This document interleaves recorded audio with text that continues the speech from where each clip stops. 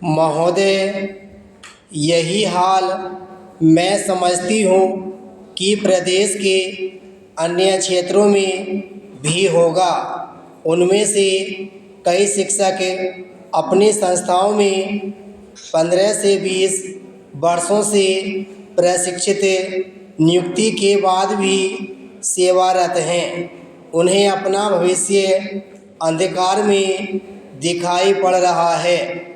मेरी आपके माध्यम से केंद्र एवं प्रदेश सरकार से यह मांग है कि कम से कम आज के दिन इस बात को महत्व दें और तत्काल आवश्यक कार्रवाई करके सहायता प्राप्त निजी स्कूल अध्यापकों को लंबित वेतन दिया जाए और उनको मुख्यधारा में शामिल करके बच्चों के लिए आगे भविष्य सुनिश्चित किया जाए।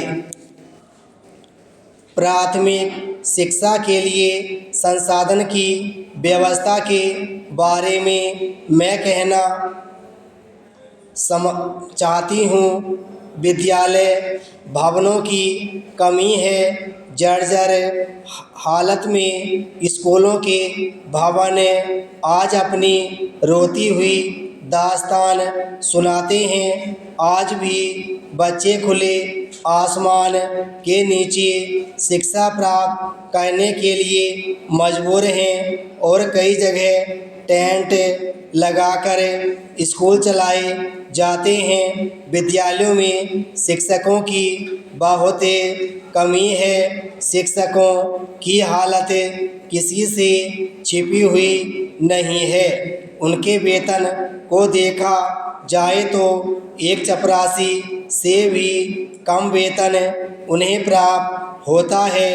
उसे शिक्षक नहीं शिक्षाकर्मी बना दिया गया है और निश्चित ही आज उनकी बहुत दुर्दशा है। ऐसी स्थिति में शिक्षा की दिशा में हम कहाँ तक सुधार ला सकते हैं? विद्यालय में पढ़ाई की सामग्री की कमी, लाइब्रेरी, प्रयोगशाला, खेलकूद का मैदान इत्यादि समस्याएं आज भी बनी हुई हैं। महोदय, सबको शिक्षा, सबके लिए समान शिक्षा जैसे नारे कब से लगाए जा रहे हैं, पर आज़ादी के इतने वर्षों बाद भी प्राथमिक शिक्षा के स्तर में कोई बड़ा बदलाव आया हो ऐसा मुझे नहीं लगता है। देश के अधिकतर राज्यों में स्कूली छात्र अपनी कक्षा के अपेक्षित ज्ञान से बहुत पीछे हैं। गांव और शहरों की सरकारी स्कूलों की जो दशा है वह किसी से छिपी नहीं है। स्कूल हैं तो कमरे नहीं हैं। स्कूल में शौचालय व पेयजल जैसी मूलभूत सुविधाएं नहीं हैं। वहाँ ब्लैक बोर्ड व चाक भी नहीं हैं। आज हमारी शिक्षा प्रणाली से जुड़े ये कटु सत्य हैं। अगर शिक्षक हैं तो वे नियमित रूप से स्कूल नहीं आते या उनकी संख्या इतनी कम है कि वे सब बच्चों पर ठीक से ध्यान नहीं दे पाते हैं। एक सरकारी सर्वेक्षण की रिपोर्ट बताती है कि करीब देश भर में 32,000 स्कूलों में एक भी अध्यापक नहीं है और 1.5 लाख स्कूलों में मात्र एक शिक्षक है। जब तक प्राथमिक शिक्षा के स्तर पर नींव मजबूत नहीं होगी तब तक कुछ नहीं हो सकता है। विराम पैराचियो। महोदय, अलीगढ़ में विश्वविख्यात अलीगढ़ मुस्लिम विश्वविद्यालय है, जो पूरे विश्व में मुस्लिम समाज के लिए शिक्षा का प्रेरणा स्रोत है। इसकी स्थापना सर सैयद अहमद खां ने सन 1872 में माओ कॉलेज के रूप में की। सर सैयद अहमद खां मुस्लिम समाज को आधुनिक शिक्षा देने के पक्षधर थे। अलीगढ़ मुस्लिम विश्वविद्यालय अधिनियम के अंतर्गत सन 1920 में इस विश्वविद्यालय की स्थापना हुई। इसके बाद यह विश्वविद्यालय पूरे विश्व में एक महान शिक्षा केंद्र के रूप में विकसित होता चला गया। लेकिन अलीगढ़ मुस्लिम विश्वविद्यालय संशोधन अधिनियम 1972 के अनुसार अल्पसंख्यक से इसके हक छीनने का प्रयास हुआ और अलीगढ़ मुस्लिम विश्वविद्यालय का इस अधिनियम द्वारा अल्पसंख्यक रूप नहीं रहने दिया गया।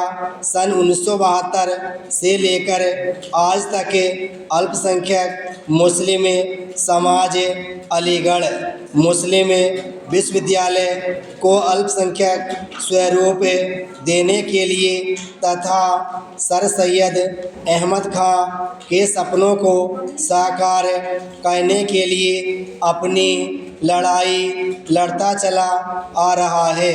इसलिए मेरा निवेदन है कि अलीगढ़ मुस्लिम विश्वविद्यालय संशोधन अधिनियम 1972 में परिवर्तन करके भारतीय संविधान के अनुच्छेद 30 के अंतर्गत इसे अल्पसंख्यक संस्था घोषित किए जाने के लिए सरकार को निर्देशित करें।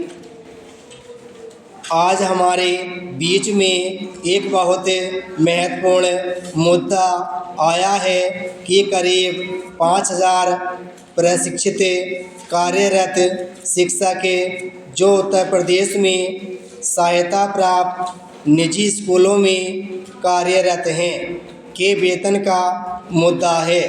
शिक्षा का अधिनियम 2009 के अनुसार हमारे देश में 14 वर्ष से बड़े बच्चों को प्राथमिक व माध्यमिक स्तर की शिक्षा देना केंद्र एवं प्रदेश सरकारों की जिम्मेदारी है। हर बच्चे का मौलिक अधिकार बगैर शिक्षकों के पूरा नहीं हो सकता है। इसलिए मैं इन शिक्षकों की बात कर रही हूँ जो बिना शिक्षकों के ही यह काम करने की कोशिश कर रहे हैं। मैं एक उदाहरण के तौर पर अपने ज़िले की बात कहना चाहती हूँ। 1 दिसंबर 2006 को तत्कालीन उत्तर प्रदेश सरकार ने लगभग 1000 जूनियर हाई स्कूलों को अनुदान सूची में लेने का निर्णय लिया था। इस सूची में मेरे संसदीय क्षेत्र के भी करीब 14 विद्यालय शामिल किए गए। इस निर्णय का स्वागत तो हुआ, परंतु आज 6 वर्ष बीत गए हैं, लेकिन उसके बाद भी उत्तर प्रदेश के लगभग 5000 शिक्षकों को उचित वेतन नहीं मिल पा रहा है। इस दौरान कई शिक्षक रिटायर हो गए हैं, कुछ भगवान के पास चले गए हैं और उनके परिवार टूट गए हैं। मेरे ज़िले के केवल 11 शिक्षकों को वेतन मिल रहा है और 85 ऐसे शिक्षक हैं जिनको 6 वर्ष बाद भी वेतन प्राप्त नहीं हो रहा है। विराम स्टॉप।